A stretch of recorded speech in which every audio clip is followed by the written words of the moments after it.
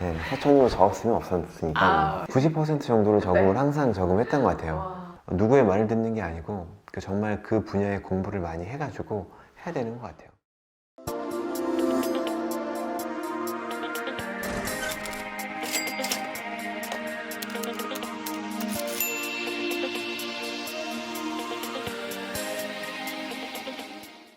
네, 안녕하세요. 하나은행 돈을 말하다 하나 MC 이윤선입니다. 자, 오늘 저희가 모신 분은요, 바로 우리나라에서 가장 바쁠 셰프님이세요. 이재훈 셰프님 모셨습니다. 안녕하세요. 안녕하세요. 네, 네. 안녕하세요. 이지현 셰프 인사드리겠습니다. 반갑습니다. 네. 네, 반갑습니다.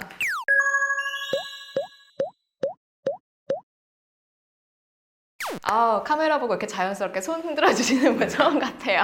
역시 방송을 해보신 분이십니다. 자, 일단 셰프님, 제가 서촌의 건상구다라는 이야기를 듣고 사실 오늘 실물을 되게 궁금해 했거든요. 그 유명 배우들과 닮았다고 하는 부분 정말 또 영광이고요. 네, 감사할 뿐이죠. 자, 그리고 우리 셰프님의 또 다른 유명한 별명 중 하나가 바로 서촌의 황태자. 이 별명 왜 생기게 된 건가요? 가게를 서촌에서 하게 된 게 약 한 10년이 넘었어요. 그 당시만 하더라도 서촌에 그런 뭐 레스토랑들이 많거나 뭐 여러 개 있지 않았거든요. 그때는 이렇게 뜨기 전인 네, 것 같은데요. 정말 뜨기 전이었고 지금도 마찬가지지만 여러 개의 매장을 운영하고 있는데 많이 할 때 한꺼번에 운영을 6개를 운영을 했어요. 그러다 보니까 다른 분들도 서촌에 많이들도 오기도 하고 동종업계 분들이 많이 오픈을 하게 된 것 같아요. 그래서 제일 처음 했던 게 저니까 서촌의 황태자라는 별명을 지어주신 것 같은데 저한테는 가장 꼬리표처럼 붙지만 정말 좋은 별명 중에 한 가지죠. 서촌을 부흥시킨 서촌의 구원자. 네, 서촌으로 적었으면 없었으니까. 이 자신감 인정합니다. 그러면 6개까지 하셨다 했는데 지금은 그럼 몇 개예요? 서촌에서 3개를 하고 있고 거제도에서 레스토랑하고 바를 또 운영하고 있습니다. 그러면은 서촌도 그렇고 그 거제도도 그렇고 보통 상권으로 선택하지 않는 지역들을 선택하시던데 네. 선택하는 이유가 따로 있으신가요? 그런 좋지 않은 상권이 그 기회가 더 많다라고 생각이 들어요. 처음에 요리할 때도 마찬가지였고 가진 돈은 별로 없고 그리고 요리를 하고 싶고 하니까 A급 상권이었던 뭐 청담동이라든지 아니면 강남에서 못하는 거는 당연한 거였으니까 그 돈을 갖고 할 수 있는 장소를 찾아봤던 거죠, 저는. 그럼 서촌에서 하면서 그렇게 돈을 모아서 가게를 늘려가신 건가요? 가게 6개까지 하려면 돈이 자금이 어마어마하게 필요할 것 같거든요. 대한민국에서 요리하는 사람 중에 저보다 상황이 안 좋았던 사람들 5% 미만이라고 생각이 돼요. 그 정도로 저는 상황은 되게 안 좋았었고 그 전에는 또 페이 셰프를 했었을 거 아니에요. 뭐 예를 들어서 뭐 100만 원을 받았다. 그러면은 저는 한 90만 원을 적응했어요. 혹시 라면만 먹고 이러셨어요?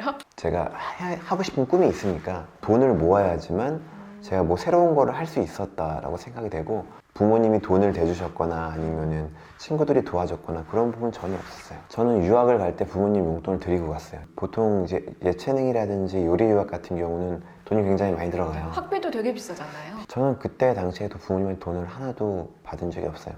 그럼 유학 가게 된 돈을 어떻게 마련했냐라고 또 이제 반문하실 분들이 계실 텐데 레스토랑의 출근 시간이 10시고 9시 반 정도면 끝나요. 끝내고 나서 바로 옆에 와인바에 10시까지 가서 새벽 2시까지 있었어요. 투잡했어요. 강철 체력이시네요. 근데 본인이 좋아하는 일을 하니까 사실 힘들지 않았어요, 저는. 너무 즐거웠어요.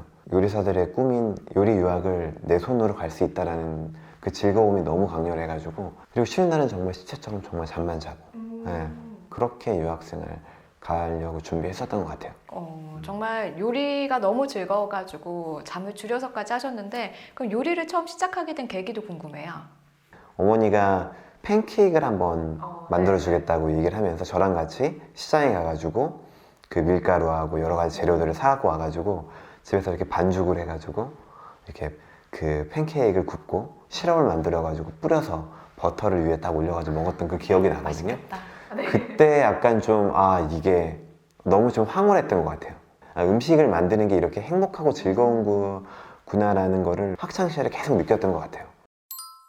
한국에 돌아와서는 바로 요리사로 일을 시작하신 건가요? 그 유학 생활을 하다가 만났던 지인분이 있었는데 그분이 저를 되게 좋게 봐줘가지고 서울에서 하는 대형 매장에 관리자를 30살밖에 안 됐는데 저한테 맡긴 거예요. 그래서 1년 정도 해보다 보니까 내가 이탈리아에서 배웠던 거는 되게 좀 손도 많이 가고 약간 좀 이런 다이닝스러운 요리를 해보고 싶었었는데 큰 매장이다 보니까 아무래도 기계적으로 빨리빨리 할 수 딱 있는 매뉴얼대로 밖에 탁탁 그런 요리밖에 할 수가 없겠더라고요. 그래서 한 1년 반 정도 그분과 일을 하고 작별을 하고 지금의 매장을 만나게 된 거죠. 그럼 지금 매장에서는 이제 셰프님께서 즐기셨던 그런 파인다이닝 쪽으로 계속 진행을 하시는 건가요? 제가 있는 매장이 한옥이고 테이블이 6개밖에 없어요. 아무래도 효율성이 높은 거 그리고 부가가치가 높은 음식을 팔아야 되기 때문에 여러 가지 메뉴를 많이 하는 것보다는 그 제철에 맞는 그런 코스 요리를 만들고 있죠. 처음 인수하실 때 되게 감회가 남다를 것 같아요. 친구들이 그 가게를 한다고 했을 때 대로변에 있는 것도 아니고 골목에 있고 테이블도 몇 개 안 되는 데서 여기서 뭐 수익을 낼 수 있겠나 싶어가지고 다 반대 또 했었어요. 또 유학하는 것처럼. 그런데 사실 매장을 운영하고 나서 돈을 바로 벌었던 건 아니고 한 1, 2년 동안은 정말 돈을 못 가져갔던 것 같아요. 일하는 거에 비해서. 그래서 막 어디 가서 다시 월급을 받아볼까 막 이런 생각도 많이 하기도 하고. 근데 2년 동안 매장을 계속 운영을 하고 손님들하고 유대관계도 갖고 그리고 반겨하고 새로운 음식을 많이 하려고 하니까 그때부터 손님들이 한 분 한 분씩 채워지기 시작하면서 어느 순간 제 매장이 손님들이 다 차지하게 되더라고요. 6테이블이면 진짜로 수입이 얼만큼 날 수 있을까 궁금한데 혹시 월 수입 어느 정도 되세요? 뭐 사실 지금은 뭐 매장에서 버는 수익은 사실은 없어요. 아 그래요? 네, 매장 네. 말고 지금 제가 하고 있는 뭐 컨설팅이라든지 아니면 방송이라든지 행사라든지 수업이라든지 쿠킹 클래스 이런 것들이 모아졌을 때 대기업 임원 대기업 임원이면 보통 억 생각하잖아요. 연봉억 때는 네, 침묵은 긍정으로 해석을 하면서 다음 질문으로 넘어갈게요. 그러면 지금 되게 다양한 활동하시는데 이런 매체 노출이 실제로 식당 운영에도 많이 도움이 되던가요? 게스트 수로는 확실히 느는 것 같아요. 확실히. 확실히 늘게 되는 것 같고 방송을 처음 나갔을 때는 그 매장에 예약이 뭐 한 달씩 막 풀부킹 되고 원래 사실 저희 매장은 테이블 수가 많지 않아서 원래 부킹률은 좋은 편이에요. 방송 전에는 거의 소규모 레스토랑이다 보니까 코스 위주로 그 고가의 와인 같은 거 나가고 그랬는데 지금은 젊은 층들이 오면서 아무래도 단품 위주의 메뉴들이 나갔는데 지금은 어느 정도 이제 밸런스가 맞아지는 것 같아요. 그러면은 유학 자금을 그때 투잡해서 열심히 모으셨고 첫 인수 자금은 이번에 또 어떻게 모으셨어요? 그때 당시에도 이제 유학을 갔다 와서 첫 번째 매장인 그 큰 매장에서 일했을 때도 제가 책임자였기 때문에 할 일이 너무 많은 거예요. 그래서 급여를 받으면은 또 마찬가지로 90% 정도를 저금을 항상 저금했던 것 같아요. 그러다 보니까 한 1년 반 정도, 2년 정도를 돈을 모으다 보니까 또 어느 정도 종잣돈이 생성이 되더라고요. 지금 이야기를 들어보니까 유학 자금 모으시는 것도 심상치 않으셨고 인수 자금도 그렇고 그러니까 재테크에 능하신 것 같아요. 지금 생각해보면 정말 단순하고 무식하게 돈을 모았었던 것 같은데 일단은 적금을 이 정도는 내가 할 수 있겠다라는 부분을 일정 부분 빼놔요. 그리고 만약에 그 돈을 하고 100만 원이 남았다 그러면은 100만 원을 다 저금해요. 보통 그 돈을 많이 벌면은 소비하는 패턴이 더 늘어나는데 전 소비 패턴은 똑같아요. 내가 만약에 한 달에 40만 원 쓰고 50만 원을 쓰면 거기에 리밋만 딱 정해놓고 나머지는 다 예금. 그거를 3개월 단위.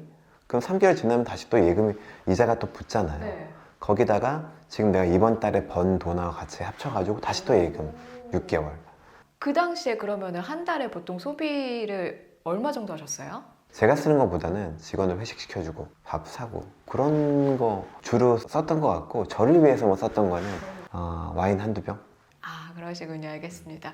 자, 그러면은 20대 초반 때랑 지금은 보니까는 일상도 바쁜 만큼 뭔가 재테크에 쏟을 시간도 좀 적어졌을 것 같고 수익은 많아지고 재테크 방법 자체에도 좀 차이가 생겼을 것 같아요.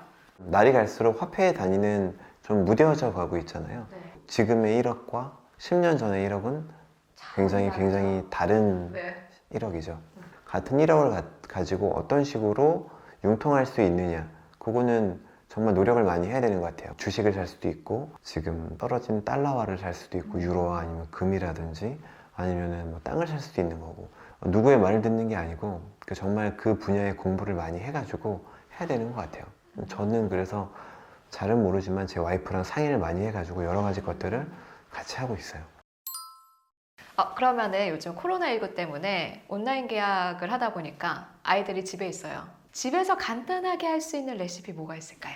마트를 가보니까 예전에는 없었는데 좀 많아진 과일 중에 한 가지가 아보카도가 있더라고요. 네네. 보면 초록 색깔인 경우가 많아요. 근데 그 시간이 상온에서 잘 두면 검정색으로 변하거든요. 그렇게 말랑말랑해진 상태를 칼집을 반을 이렇게 내가지고 돌려주면은 이렇게 반이 나오죠. 빼지거든요. 그리고 씨도 빼준 다음에 잘려진 면은 이제 과육면이잖아요. 네. 그 과육면을 팬에다 구워줘요. 한 1분 정도 구우면 노릇노릇하게 구워질 거예요. 그 다음에 뒤집어가지고 껍질 있는 면도 살짝만 더 구워주시면 그 겉이 약간 좀 바삭해지는데 구운 아보카도에다가 소금하고 참기름만 살짝 발라가지고 퍼먹으면 정말 맛있어요. 아니면 간장 소스 같은 게 있으면 살짝만 넣어도 좀 좋고요. 요즘 제철 식재료 뭐가 있고 또 활용한 요리법도 하나 또 부탁드릴게요. 봄 하면은 가장 떠오르는 게 나물이잖아요. 네. 두릅이라고 또 있어요. 두릅은 대지의 기운을 받아서 이제 땅에서부터 이렇게 올라오는데 뿌리 부분을 잘라내고 살짝 한번 데쳐주세요. 뜨거운 물에 한 30초 정도 30초. 데쳐주신 다음에 그 튀김가루 같은 거 묻혀가지고 이렇게 튀겨서 드시면은 굉장히 그 봄의 풍미를 다 느낄 수 있어요. 그러면 셰프님한테 요리란 어떤 의미예요? 제가 곧 요리고 요리가 곧 저인 것 같아요. 요리를 통해서 수익을 낼 수 있고 돈을 벌 수 있잖아요. 뭐 쿠킹 클래스를 하던 뭐 교육을 하던 방송을 하든 거긴 항상 제가 다 요리를 하고 있잖아요.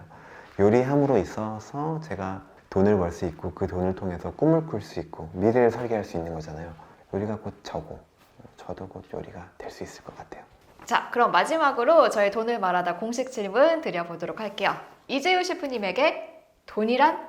저한테 돈은 꿈이라고 생각해요. 그냥 꿈을 꾸고 있다는 게 아니라 돈을 통해서 그 현재도 제가 영위할 수 있고 그리고 내일, 모레 그리고 미래도 준비할 수 있잖아요. 꿈에 좀 더 다가갈 수 있는 것 같아요. 돈은 꿈이다. 좋은 의미였습니다. 네, 지금까지 이재우 셰프님과 함께 돈에 대해서 이야기 나눠봤습니다. 저희 다음 편에도 어마어마하신 분 준비되어 있거든요. 다음 편도 많은 기대 부탁드릴게요. 안녕!